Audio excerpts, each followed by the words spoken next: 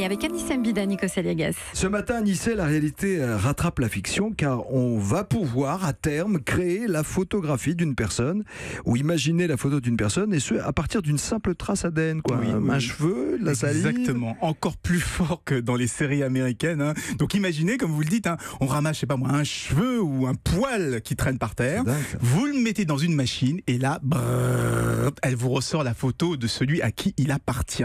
C'est possible, il y a même plusieurs entreprises qui travaillent dessus comme Parabon Nanolabs et Human Longevity. Alors on savait déjà déterminer le sexe ou la couleur des yeux avec l'ADN, et bien maintenant on va beaucoup plus loin puisqu'on peut avoir les détails du visage mais tout entier cette fois. Mais ça me rend dingue parce que ça veut dire aussi que ça pourrait marcher avec, je sais pas moi, dans un tombeau d'un personnage de l'histoire. Savoir quelle tête avait Vercingétorix, quelle tête avait Napoléon, c'est ce qu'on est en train de faire aujourd'hui. Cette histoire. Mais est-ce que c'est vraiment fiable? Alors on vous a mis des exemples sur le hashtag Europe1, je vous les ai imprimés, donc vous allez me dire ce que vous en pensez, hein, pour Céline, pour Nikos. On a d'un côté la photo de la personne et à droite le portrait robot qui a été reconstitué avec l'ADN. Je ne sais pas ce que vous en pensez. Très ressemblant. C'est dingue. C'est quand même extrêmement. Je vais l'envoyer sur Twitter.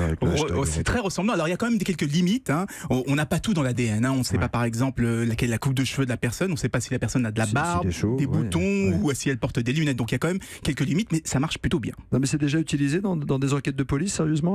Oui. À Toronto, par exemple, au Canada, pour un meurtre qui a été commis il y a 30 ans, vous savez, les fameux cold case, les affaires classées, l'ADN retrouvé ne correspondait à personne de fiché, donc il compte sur le portrait robot génétique pour relancer de nouvelles pistes. Alors je voulais quand même préciser que les experts restent très méfiants sur cette technologie, d'abord parce qu'on n'a pas assez de recul pour savoir sa fiabilité sur le long terme ou sur une très très grande échelle, et puis il y a tous les risques de dérive de cette technologie.